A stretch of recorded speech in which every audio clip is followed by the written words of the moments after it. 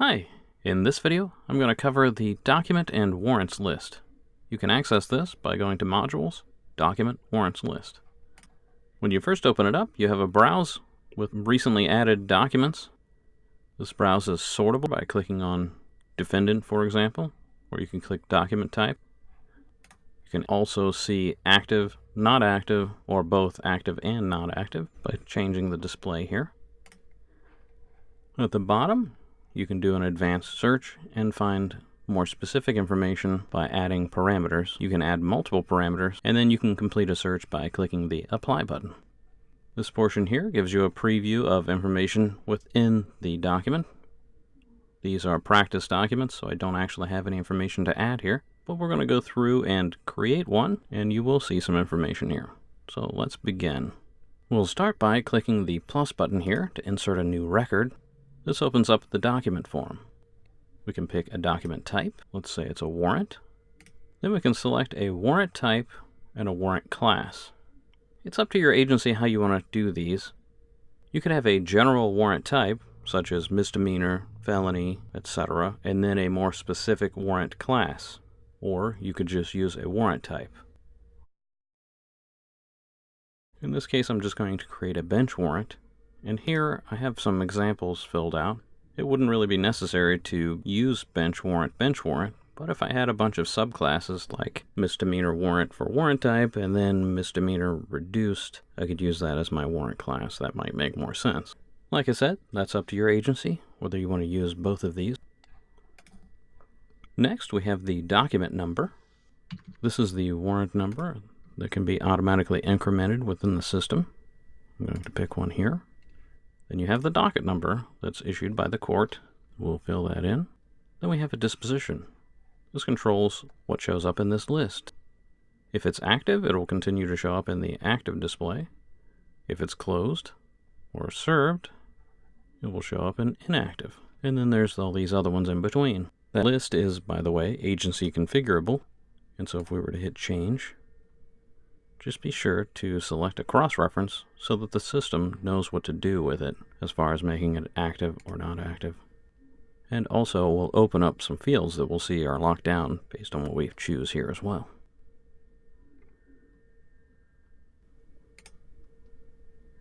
It automatically defaults to the issue date and date entered.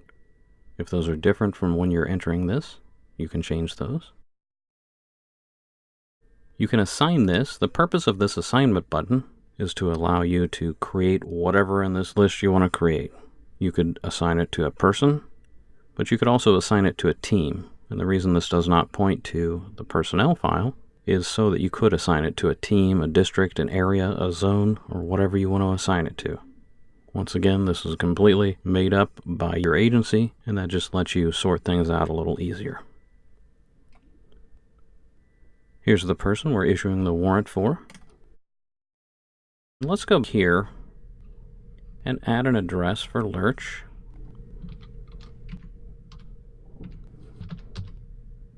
Okay, now we have the address showing here and the address showing here. And so if we want to add a note here, we could add a note pertinent to this address.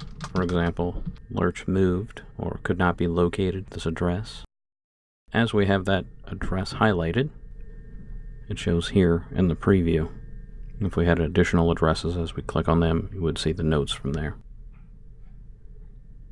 That was on the Defendant tab here. By default, that's where we started. Next, we'll go to the Warrant Information tab. Issued by whom? This will have a list of your agencies. The issuing judge, issuing court, court date, if you've entered this information into NCIC, and your respective state query holder, and then the dates for which you've entered those. You have the offense information. We'll say Mr. Adams here has misrepresented the strength of a bee colony when renting to another. And then you have the date. Well, that would be today at 15:30 hours. Oh, and I forgot to add, there's one count. And you have the complainant victim, Pugsley Adams. And let's make Pugsley also the victim. If you want to remove this person, you can click the clear button on either one of these fields. Next, we'll go to the Service tab. This is the service information, and the service attempts will go in the following. So we have a radius code of how far you wish this to be served. Who served it?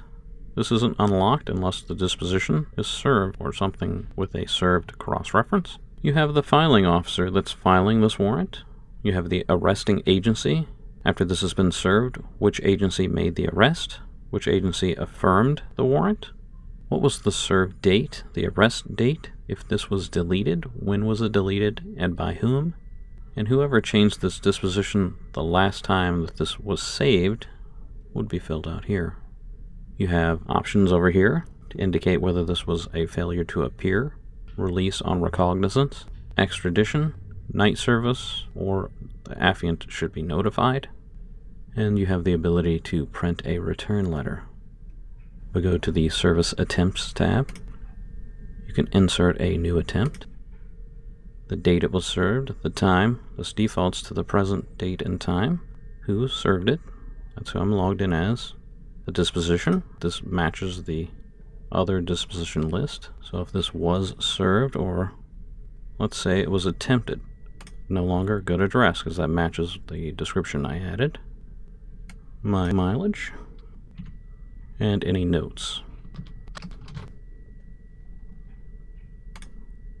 Now my mileage is calculated, my total attempts are calculated, and my total miles are calculated. As I enter more of these will accumulate.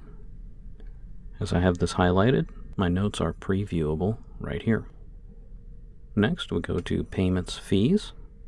If you allow bond, the bond payment type, you can configure this list. The bond amount, the fine amount, the bank code, if you retain that information. Then you have general notes about this warrant. And you may add attachments if you like. To add a single attachment, click the plus button. Attach a document. You can scan a document, or you can link a file. That's pretty much it. Let's save that. And now you can see there's some basic preview information as we have this highlighted in the list.